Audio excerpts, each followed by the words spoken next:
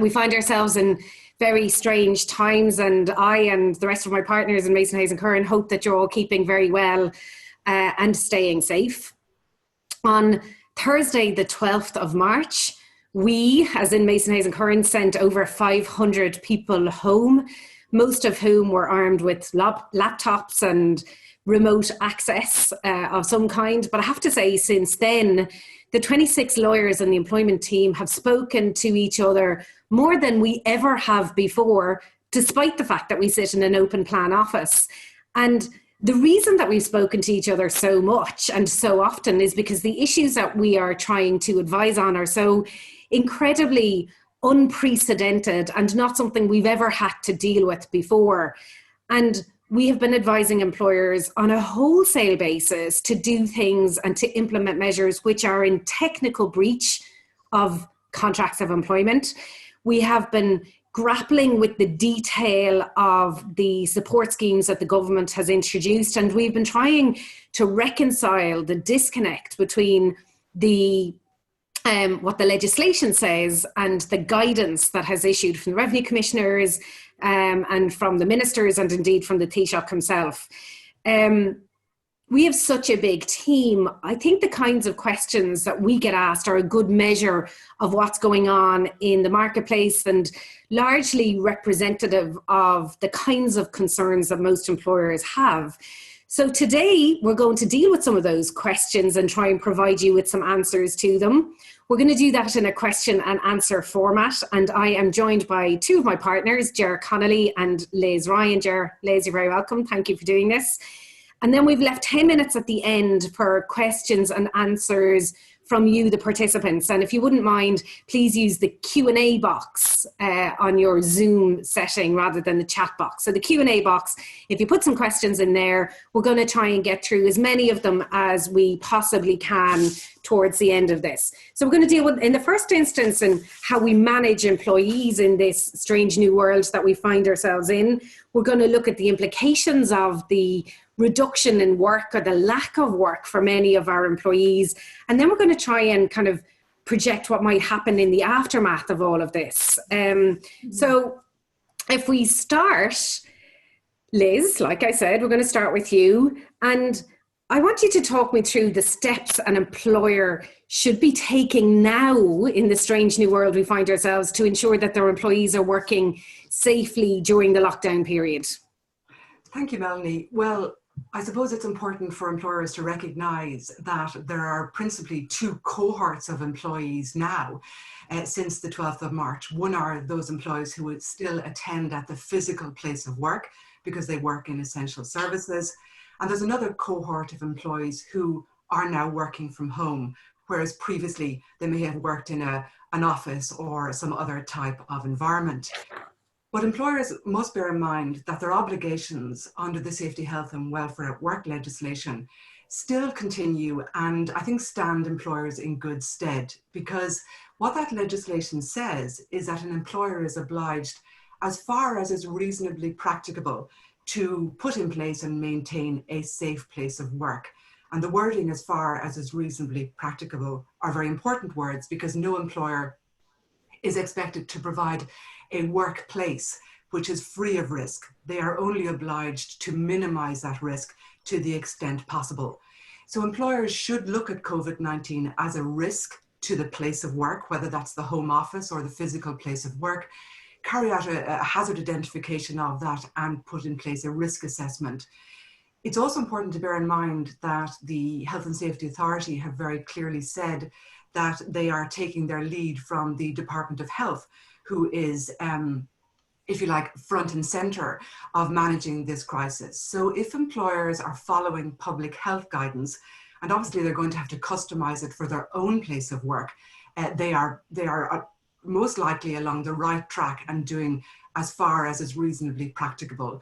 One final point, employees also have an obligation under the health and safety legislation to cooperate fully with their employer in maintaining a safe place of work for themselves and their work colleagues.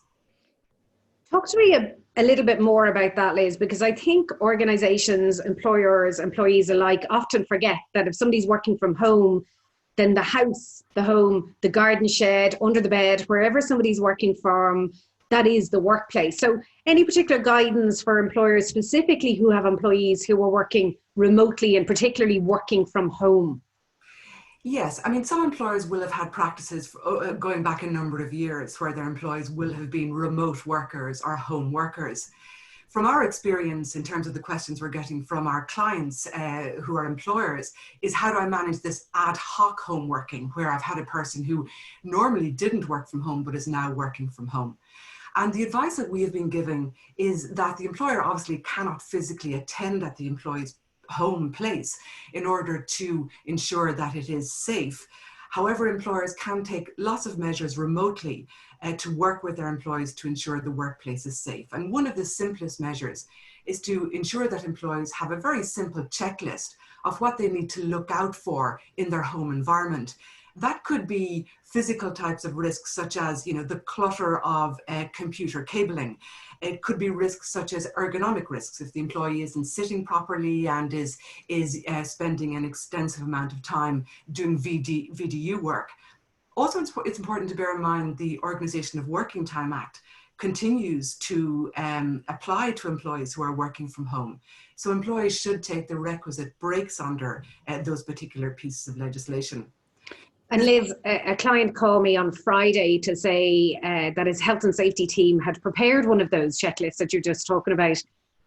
He had a slight concern because the checklist ran to something like 23 pages, and he wanted it to be one. I mean, look, I think we all need to adapt and something simple and short. It doesn't have to be 23 pages. It doesn't have to be War and Peace. And in fact, we'd be on the side of recommending something a little bit more concise. Would you agree? Absolutely agree. And one of our clients has done something really interesting where when her employees log on in the morning, they get a little health and safety tip. So, here's what sitting properly looks like. Here's the distance you should be away from your VDU. One final point I'd like to mention, Melanie, we've spoken about physical risks. So employers need to bear in mind that there are certain non-physical type of risks to employees working from home as well. Isolation is one of those very common non-physical risks. And employers should ensure that there's a person from their organization in constant contact with employees, using webcams, using Zoom type facilities as far as is reasonably possible would be preferable. And also finally, employers should emphasize to their employees, though you're working from home, employment policies continue to apply, whether that's bullying and harassment, discipline and grievance, and also employees' obligations to their employers continue to apply, such as their duty to maintain the confidential information of the employer in confidence. So employee mental health is as important as their physical well-being. Absolutely. That shouldn't be overlooked.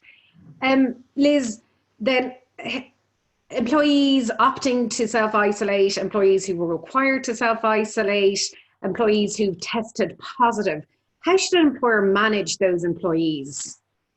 Well, again, Melanie, what we've found from our clients is that doctors seem to be very accommodating about providing medical certificates. So if an employee is medically certified because they have contracted COVID-19 or that they've been medically advised to self-isolate, the situation is very simple. That employee is entitled to the illness benefit for COVID-19. It applies on a day one basis, so there's no waiting period as there would be with other types of illnesses where the waiting period is 6 days. So with COVID-19, an employee is entitled to payment from the state from day one. If they've contracted COVID-19, they get paid that payment for 10 weeks. If they are self-isolating, the payment applies for 2 weeks. We have had some queries from clients where they've asked, well, what if I have an employee who comes to me and says, I would simply like to self-isolate because either because I live with somebody who has contracted the virus or because I have a concern that I might have contracted it, but they're not medically certified. Now, some employers have taken quite a hard line on this, as they're entitled to do, and have taken the view that the employee, if they're not medically certified, should attend at work. And if they don't attend at work, then that may be treated as a disciplinary type of issue. We've taken a position where we've advised employers to be as flexible as possible. If an employee is raising a health and safety concern in the workplace, that should be treated very seriously by the employer.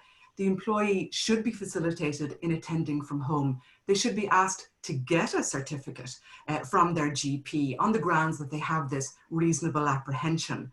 The other point, of course, that's important to bear in mind, if an employee is self-isolating, whether it's on foot of a medical certificate or because they want to do so, they can continue to work.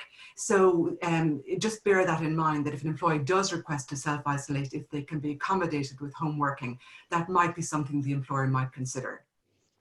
Ger, I'm going to turn to you now, right? So we're going to go for round 2 of our quiz, and we're going to look at the implications of this new reality for employers, because while it's all very well, you know, that some employees can work from home and we need to think about that, there are other employees who could be able to work from home, but an employer simply doesn't have enough work for them, or there are employees who fall within the essential category worker who might be required to work part-time or even reduced hours. We've been talking a lot about layoff, and we've been talking about short time. Talk me through though what those are, and talk to me about whether an employer is required to pay an employee when they've been on layoff, where they have been laid off, or indeed where their hours of work are reduced. The concepts of layoff and short term are actually statutory concepts that came out of the Redundancy Act. So they're not actually new concepts. They've been about for 40 years or so. A layoff is where you have no work for the employee, and a short time is where you have work for the employee, but their working hours have dropped below 50% of their normal working week. And there's a common theme in both of them, is that the employer, before it places an employee on layoff or short term, genuinely or has a reasonable belief that it's going to be temporary. The interesting thing is that while the concept of layoff and short term is in the Redundancy Act, it's actually silent on payments. And then you have to default in or look into what your contractual right is. I think one of the things that we have learned during this last few weeks is that actually very few contracts of employment have layoff clauses in them.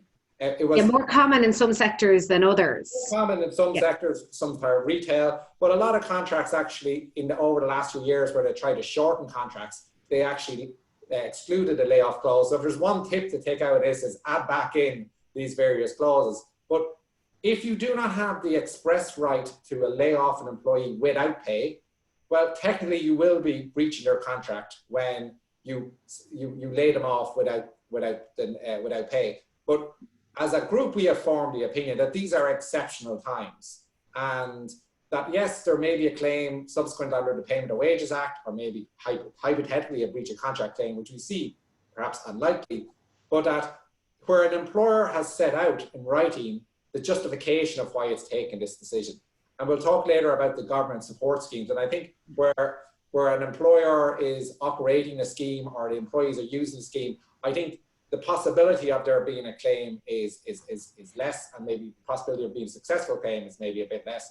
And certainly that was our experience during the financial crisis 10 years ago, that when employers reduced pay or stopped bonuses or pension contributions, that the volume of claims was actually very small, and even where they were, there wasn't any huge appetite to make awards to claimants. Okay. And because the reference to layoff and to short time is in, the only reference to it in Irish law, if you like, is in the Redundancy Payments Act, that implies that there's a right to a redundancy payment after a period, or it actually expressly says that an employee is entitled to a redundancy payment after a period of layoff or a period of short time that falls within the definition of that legislation. Talk us through what it says and what the story is around an employee looking for a redundancy payment. Yeah.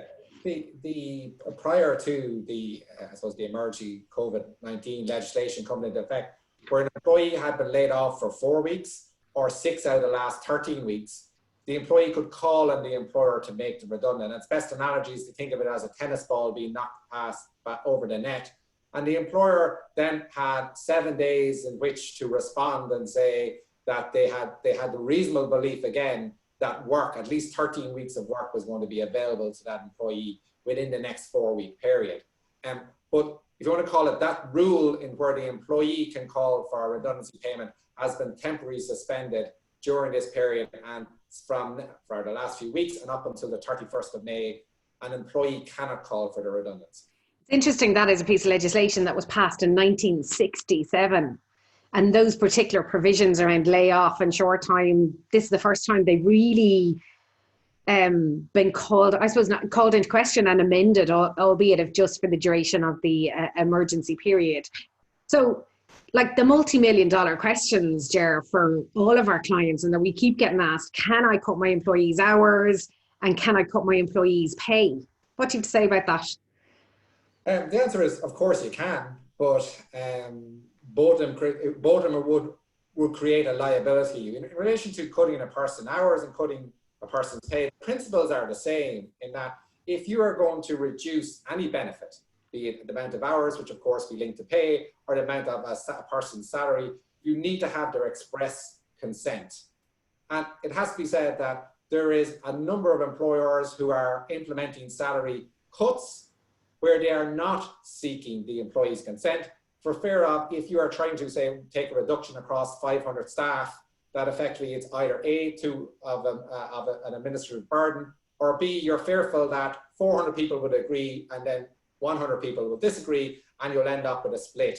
So a lot of our clients are therefore taking the educated risk of simply introducing the pay cut, explaining the reasons for the pay cut. Some of them are temporary pay cuts, some of them may be pay cuts in the longer term, some of them may be pay cuts that will be looked at a later stage. But it goes back to the concept of pay, again, in kind of layoff and things like that. Technically, you are breaching a person's contract when you unilaterally impose a reduction. Technically, you will be exposed to claims under the Payment of Wages Act, breach of contract claim.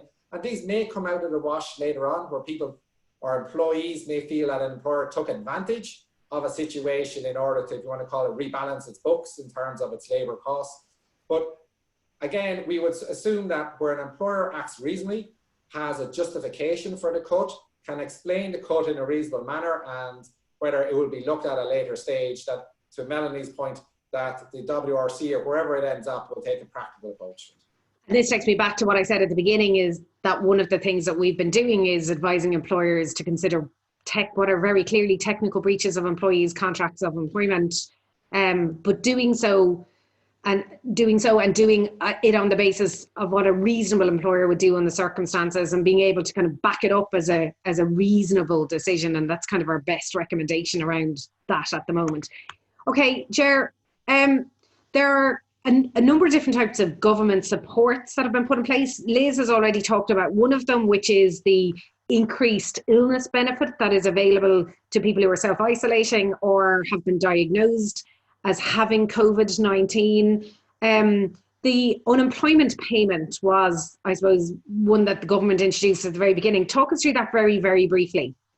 Yeah, this scheme entitles a person to €350 per week. And this scheme is for people who have lost their jobs, people who have been laid off, and actually self-employed people can apply for this scheme.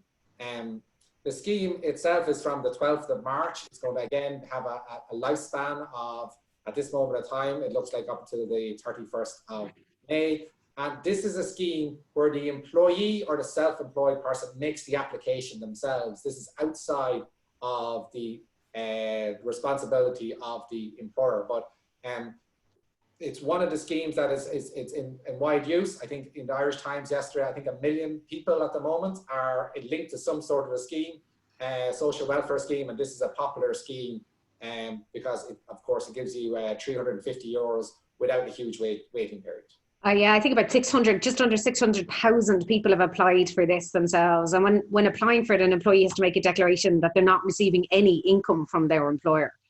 Correct, yeah. And then the other scheme then, which is the one that employers can apply for, is the temporary wage subsidy scheme.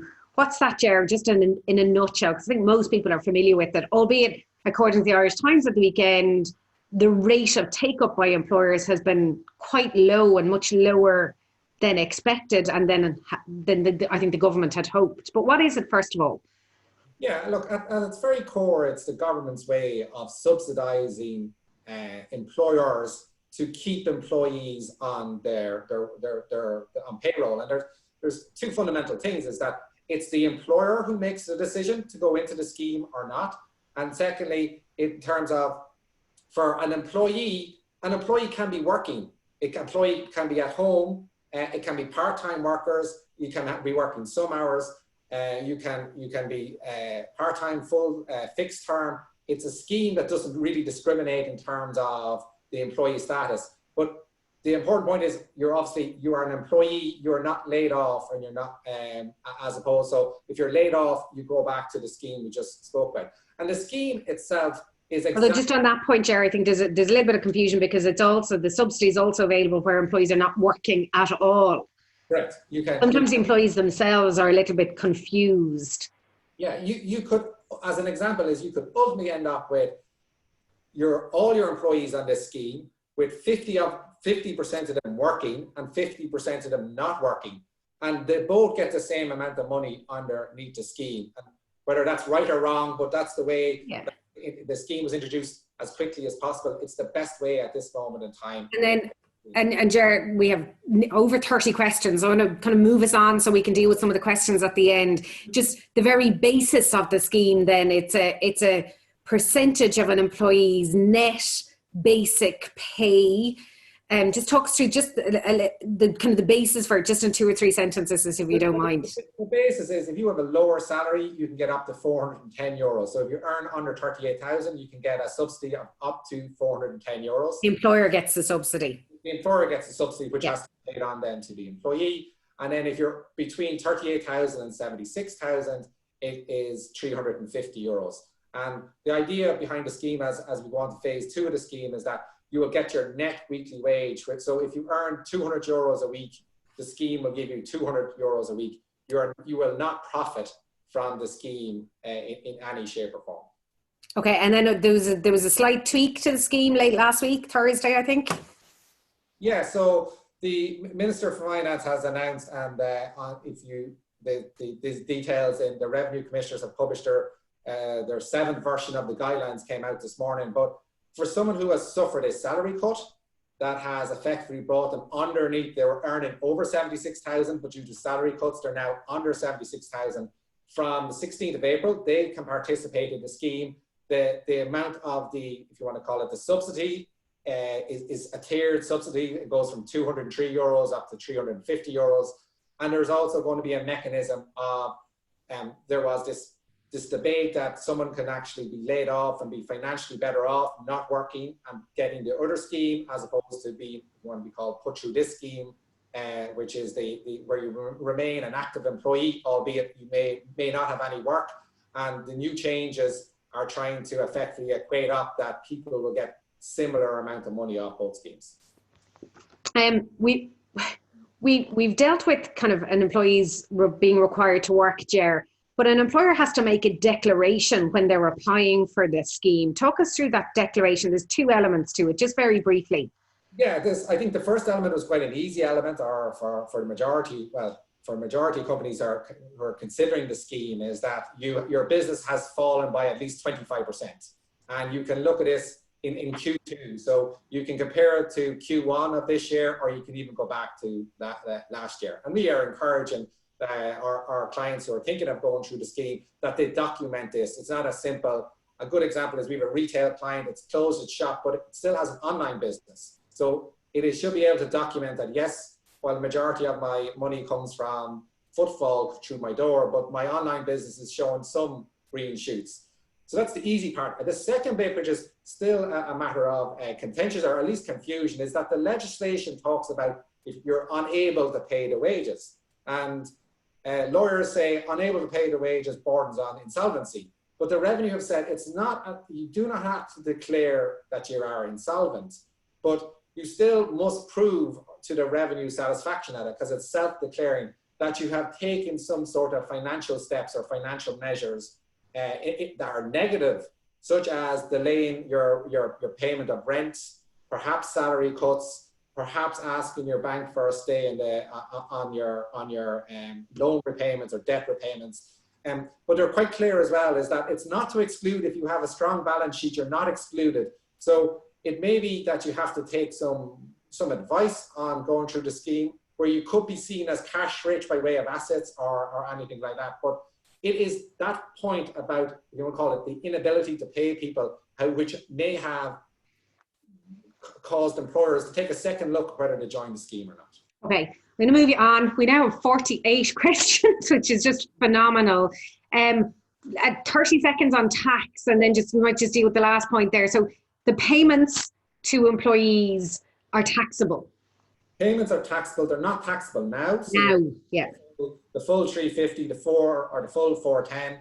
At a later stage, when hopefully everyone kicks back into normality, tax credits and things and all are going to be balanced up. But yes, there will be taxable.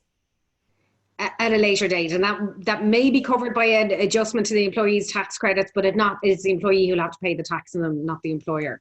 Correct. And then just in terms of employees who are on sick leave or on maternity leave, Ger, what's the story with them? Well, these individuals should already be claiming a social welfare payment, be it on illness benefit or maternity benefit.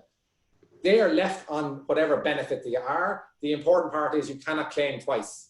So anyone that's on those, if you want to call it the standard social welfare benefits, they should be left alone and they still claim those benefits as normal. Top up. Okay. Liz, I'm going to come back to you, right, for round 3, because one of the things which kind of makes me happy a little bit is that employers are starting to think about a return to business as usual.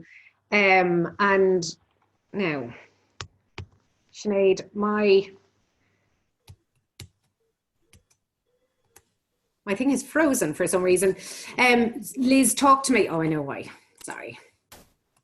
About employees returning to work and what employers should be looking at in relation to that return to work.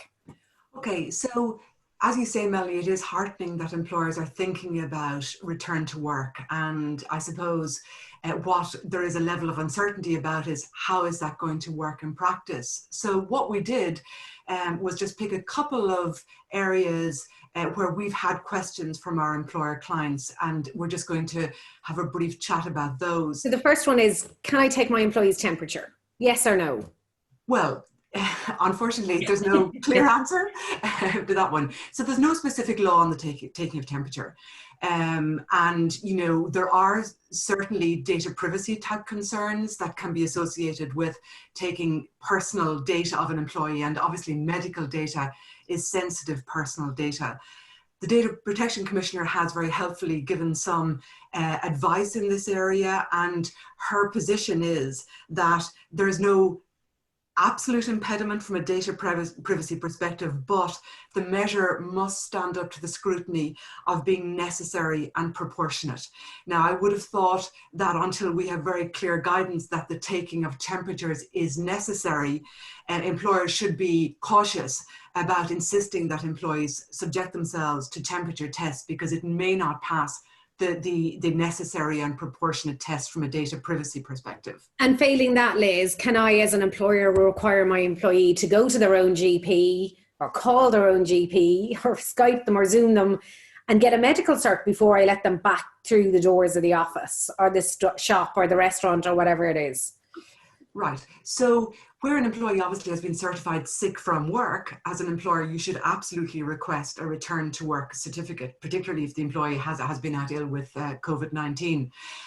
In terms of employees generally, again, asking your employees to secure a medical certificate, obviously there's a cost factor associated for the employee which needs to be taken into account, but you as an employer would need to demonstrate that it is reasonable for you to do so, and it may be reasonable in certain circumstances where you as an employer may not be able to continue to support remote working, and that you've concerns about physical distancing. So it depends very much on the type of workplace, but in and of itself, it is not unreasonable for an employer to ask an employee for a certificate of fitness.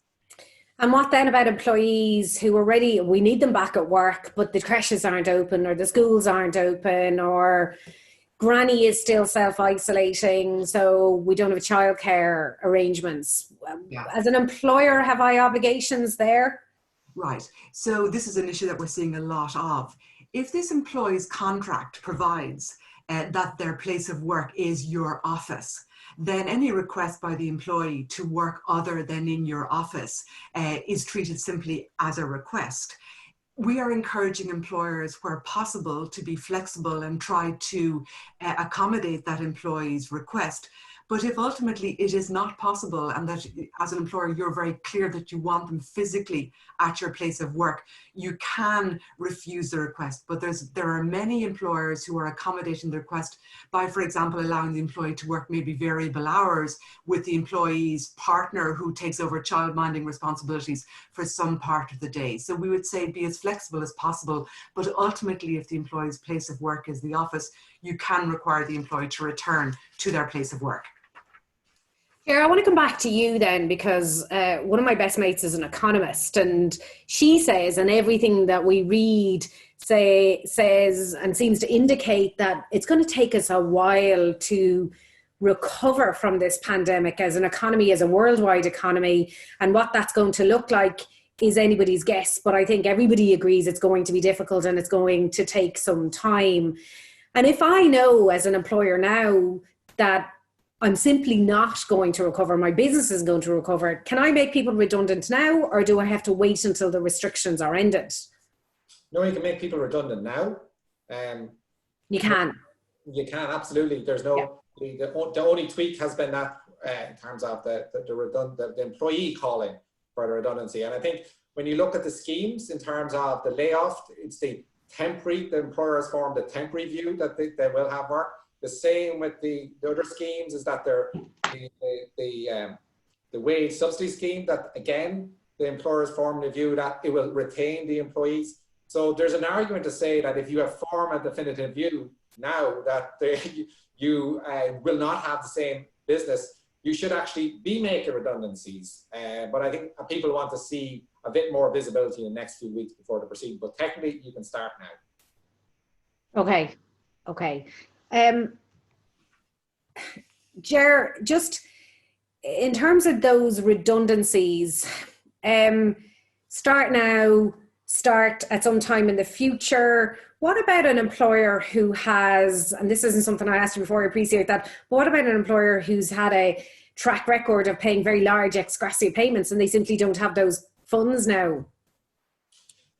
Yeah, and this is going to be, there's lots of employers out there who have defaulted into 4 weeks per year of service, 5 weeks per year of service. And there's this argument whether or not by virtue that they have always been paid by custom and practice, it's now part of an employee's contract and they have a contractual entitlement. But I think there's going to have to be maybe a practicality and a realism associated with that, and that an employer might be making redundancies in the coming weeks, and that statutory plus 2 weeks or a significant movement in the ex gratia payment may have to just simply happen. And again, it's a communication point, but you might end up in disputes for people actually maybe looking at, a redundancy that happened last year where higher rates have been paid to now. But I think, again, we advise quite a lot about this in terms of people who raise the issue, but it's very rarely litigated because there's a fear that by litigating it and it becoming a contractual term, that the entire payment will become taxable, and the various reliefs that's associated with redundancy payments may be lost. Liz, I have a question for you actually, and I'm going to try and get through. There are 57 questions at the moment, so we're not going to get through them all, but I'm going to try. There's some quite clear themes coming through them. So question for you, Liz, and in fact, I've been asked this, and I had one client who called me last week and said that many of the people working for him or working for his organization remotely were in house shares. They were working from their bedrooms. They were sitting on the beds with their laptops. And while that might be okay for a few days, in the long term, it's not really sustainable from a health and safety perspective. I mean, what obligations do employers there do, say, to buy desks and chairs? I see questions coming in about that. Or how do they manage that kind of remote working? I mean, I'm at my dining room table. You clearly are too. What about people who are trying to do this in their bedroom because their 3 flatmates are in their 3 bedrooms and they're sitting on the edge of the bed? Yeah, I mean, there is a recognition this is an absolutely exceptional time. So let's go back to the first slide. So as an employer, you need to do what is reasonably practicable. Now, it's always best to have that discussion with the employee and take the employee's points that they wish to make into account. So if, for example, somebody is flat sharing with 3 others, then it might not be possible for them to work the 9 to 5 type of working pattern. But if that employee could say, well, look, my flatmate works in the dining room from 9 to 2, can I work from 2 to 10 p.m. in the evening, or something like that? The employer should be absolutely flexible. I think if remote working obviously becomes a longer term pattern, I think what will become reasonably practicable for the employer to do will become slightly more onerous in terms of potentially acceding to employees' requests to take measures to make their workplace more comfortable, whether that's by the provision of certain equipment, certain monitors, for example, computer equipment or whatever. But really, employers should take solace from the fact that nobody expects home working, which is an ad hoc arrangement for most of us, including the 3 of us, to be perfect. Just do your best. And if an employee has a sensible proposal to put to you, listen to it. Okay, Ger, really common theme here in the questions, and in fact something we've had to deal with a lot. Can we require employees to take their annual leave carried over from last year, leave that they've accrued to date this year, and leave that they might accrue during the rest of the year? So 3 bunches. Can an employer require employees to take that leave?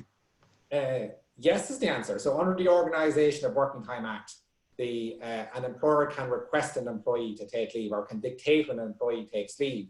But the catch is this, is that the employer should give 30 days notice before the leave. But of course, no one really has the benefit of the 30 days notice. And again, it goes back to the point that we probably have become lawyers who tell people to keep doing technical breaches. And again, this will be a technical breach. But what we are recommending that where people have accrued lots of leave, and where, yes, you should ask your employee to take the leave, but you should always be practical about it, because what the theme of the Organisation Working Time Act is rest and relaxation, and maybe we're not getting a lot of rest and relaxation at the moment. So you should not ask an employee to use their full bank of annual leave this year, and you should ensure that they have leave to take at the rest of the year. So there's a practicality associated that perhaps they would take with any leave that was built over from last year, plus maybe 5 days or something, or 7 days of this year. And it would be unfair, and I think, again, it may result in some sort of pushback from the client, where they go back into the office perhaps in June or July, and actually all their annual leave has been gone for the year. I have another one for you, Ger. So employees, the rate of the COVID pandemic unemployment payment, so the one the employee applies for from the stage when they've been laid off, it's a flat rate of €350. So it is the same for an employee who worked 40 hours a week to an employee who works 4 hours a week. So some of the questions here: A, will it be recouped down the line? And B, we've all had situations, we've all been asked to advise on a situation where an employee who was in receipt of the pandemic unemployment payment, now an employer wants to put them back on the payroll, if you like, and facilitate a payment through the subsidy that the employer is getting. But that might result in the employee with less money. So first question around kind of, well, I suppose big question is, whose choice is it? Can an employee opt for the pandemic unemployment payment as opposed to being put back on their payroll and covered by the subsidy scheme? It's not the employee's choice. So just to answer the first part of the question, it appears that the €350 under the unemployment pandemic is actually, if you want to call it tax-free, will not be accrued, covered. And actually, if you are, and this is, we have lots of queries of this, where you are earning perhaps €200 a week as a part-time person, you actually are, you could be making a profit by virtue of being on that scheme. When you are put through as an employee, and remember, it's at the employer's election to use the scheme, it's not the employee. That scheme is very much linked to your average weekly wage that you earned in January and February. And there is situations, if the truth be told, that actually an employee does lose out by being placed back onto, if you want to call it, the employee's payroll, but that is the employer's options. And where an employee saying, I do not want to go back onto your payroll, you're heading into a very awkward situation where effectively you will be, you will have to put them back onto it. But in the revenue guidelines, it does say it's clear that if an employer puts the person back through the subsidy scheme, they automatically lose the pandemic unemployment scheme. So actually, the more favourable scheme that the state wants you to use is the scheme that's obviously linked to your salary, because actually, being frank about it, it reduces the liability on the state. Okay, Liz, for one, I'm going to do two more questions. There's just no way we can get through all of these, but I've tried to group them, and this is one that's come up repeatedly. Can we pause an employee's probationary period during this because we don't have enough work to give them, or what should we do with employees on probation? Okay, so I think what employers should do is look at the employment contract, and if they have reserved the right to pause an employee's probation, of course they can do it. And obviously there's a very compelling argument that an employer will make around, I can't assess this employee's performance because they're not working for me, assuming of course the employee is not remote working, because if they're remote working, they can be gauged and they can be assessed on that. In the absence of a clear contractual entitlement to extend probation, I think that an employer can extend it in consultation with the employee. And I do not think that that would be seen if there was a subsequent claim to any third party on the basis that that was unfair. I don't think in the current environment that a third party would be sympathetic to an employee who makes that kind of argument, particularly if there's no prejudice to the employee, if their probation is going to be simply extended and at some point in the future they will pass that probation. Okay, Ger, I'm going to come back to you just on something that you covered there. We've had lots of questions about it as well. So layoff, when employees are laid off and they collect the pandemic unemployment payment, or else they are at home with little or no work to do, and it's becoming clearer to an employer that there won't be enough work to keep them on in the long term, right? So it's a more permanent decision, or it's very clear to the employer that there's roles that the employer can live without, because we're all, I think, going to end up working in a different way and in a much leaner way. How then does the employer start? Are there any differences or implications for an employer starting a redundancy scheme or a redundancy selection exercise? Because you've already been very clear, an employer doesn't have to wait until the end of the scheme. An employer can do that now and can start now. Any particular considerations around that? I think what you have to be aware is that the normal rules around selection, consultation still apply.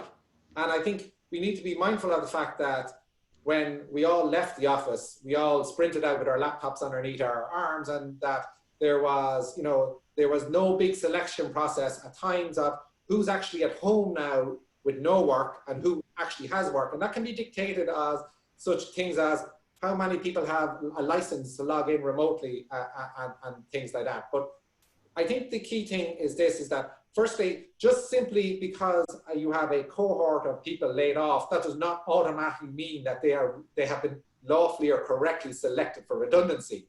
There is a process that should be going through, which would be the gathering up of all the staff that's on an interchangeable level.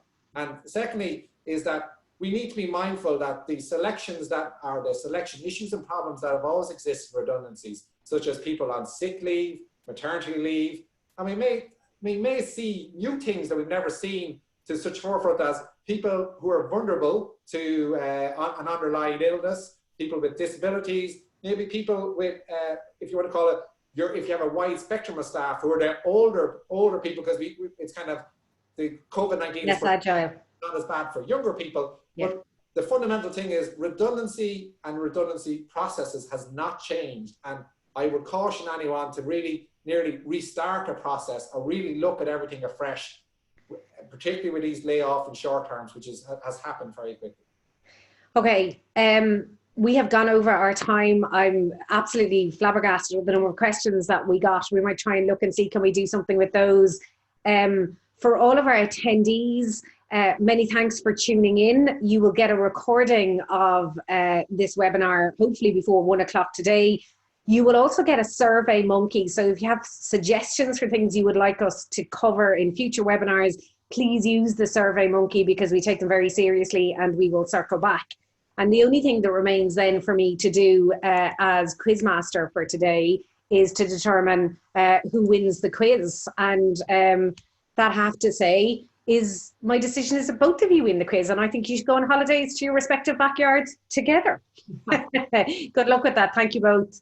And thank you everybody else for tuning in. Stay safe, stay well, and we will talk to you soon.